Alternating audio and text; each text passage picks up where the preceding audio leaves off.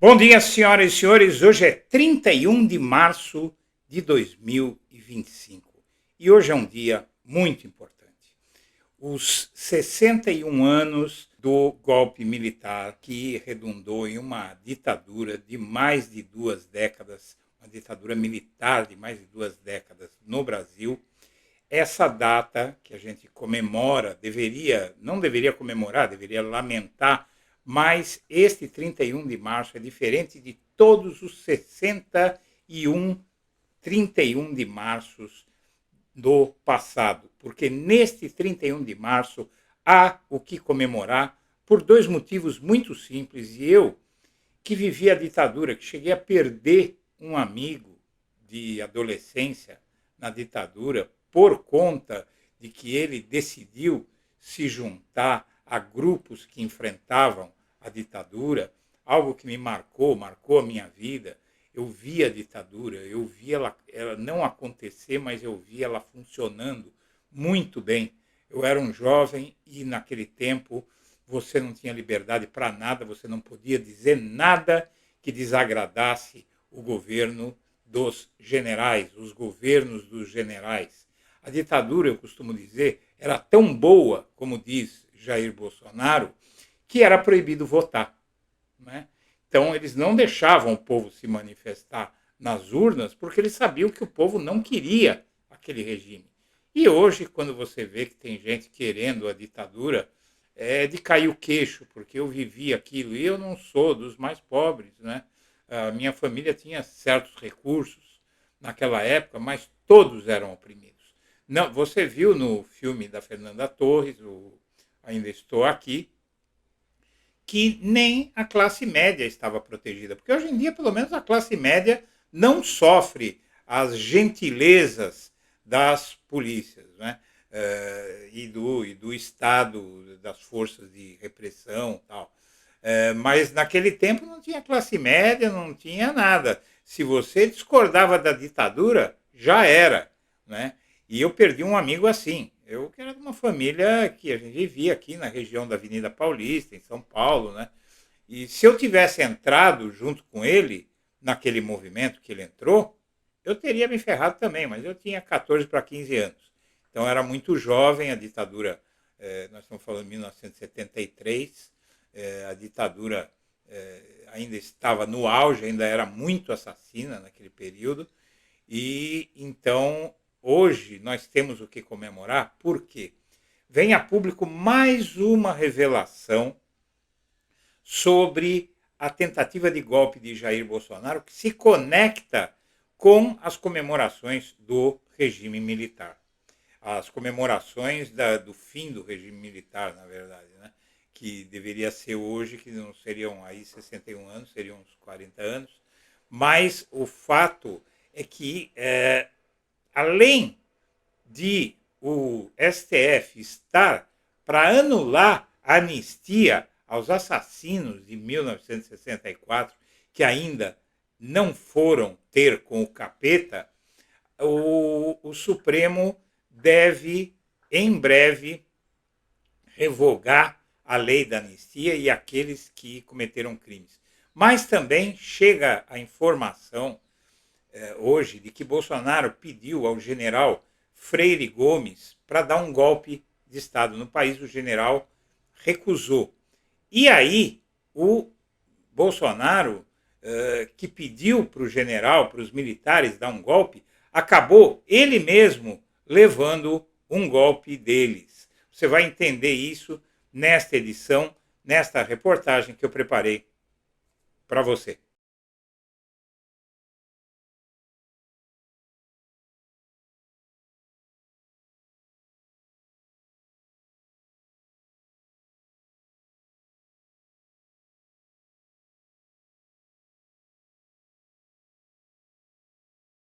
Eu vou ler o manifesto do Sem Mídia, que foi subscrito por centenas de pessoas no blog. Em 15 de setembro de 2007, o jornal registrou aqui que foi organizado por Eduardo Guimarães. Em 2009, o Blog da Cidadania convocou outra manifestação diante da Folha de São Paulo. No dia 9 de março de 2009, o Blog da Cidadania convocou nova manifestação por conta de que o jornal disse que a ditadura militar brasileira tinha sido uma dita branda. Mais uma vez, o movimento foi convocado pelo blogueiro Eduardo Guimarães. Mais uma vez, a mídia alarma a sociedade, empresários postergam investimentos, consumidores param de comprar, as demissões chegam a centenas de milhares. 3 anos depois,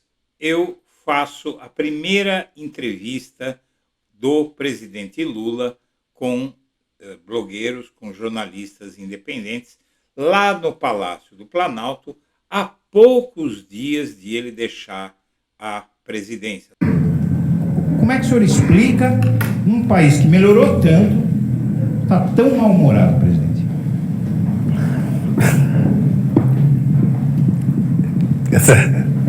Eu de vez em quando Isso é uma cortina de fumaça para esconder os escândalos do governo, o Porteiro, o Queiroz e os maus resultados na economia.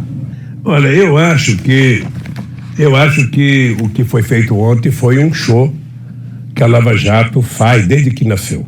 A Polícia Federal cumpriu um mandado de busca e apreensão e um outro de condução coercitiva contra Eduardo Guimarães, que é responsável pelo Blog da Cidadania. Em março do ano passado, com uma semana de antecedência, Guimarães publicou que o ex-presidente Lula seria alvo de uma das fases da Lava Jato. Agora, com a condição coercitiva do blogueiro Eduardo Guimarães, muitas pessoas começaram a levantar a tese de que isso foi para conseguir alguma prova contra o ex-presidente Lula. O senhor enxerga assim? Olha, eu não tenho detalhes sobre o procedimento do Eduardo, mas o que eu vi é que houve ali mais uma violação. Eduardo Guimarães, do Blog da Cidadania. Boa tarde, senhoras e senhores. Boa tarde, presidente Lula. Primeiramente, eu gostaria que nós nos congratulássemos pela mudança de cenário em que nos encontramos. Na situação em que nos encontramos, eu acho que vale alguma comemoração, porque hoje nós temos esperança.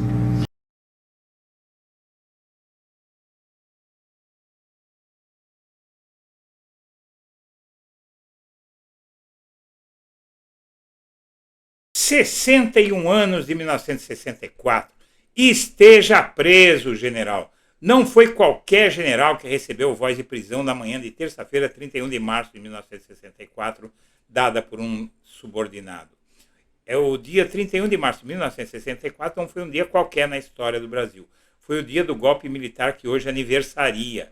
O subordinado era o tenente-coronel Roberto de Almeida Neves, nascido em São João del Rei, Minas Gerais, em 1913, irmão do deputado federal Tancredo Neves, o 7º de 12 filhos de Dona Sinhá. Tancredo foi o 5º.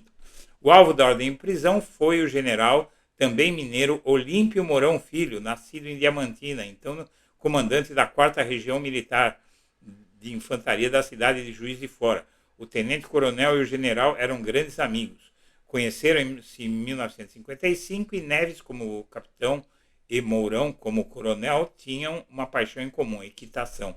Mourão liberara Neves para que passasse a Semana Santa com a família. O clima político no país era péssimo. Era praticamente certo que haveria um golpe de Estado, mas a data ainda não fora marcada. A sós com Mourão, no gabinete dele, Neves ouviu que o golpe seria deflagrado dentro de poucas horas.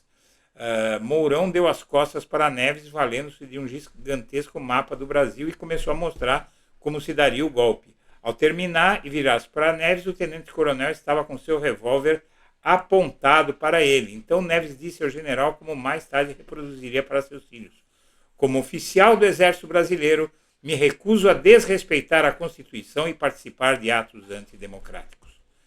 Corte para 61 anos depois. O golpe de 1964 permeou declarações de ministros em julgamento que tornou Bolsonaro e mais 7 militares, e mais vários, 28 militares, na verdade, réus por tentativa de golpe no Brasil. Um golpe que eles não conseguiram dar desta vez. O 31 de março e o 8 de janeiro fazem parte da mesma distopia autoritária.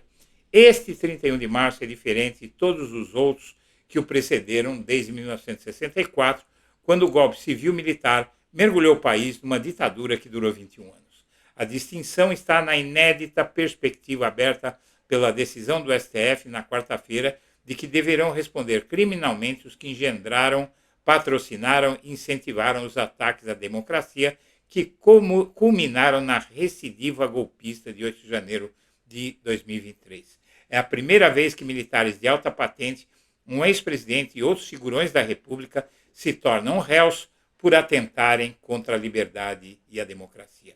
Neste 31 de março, há muito a comemorar.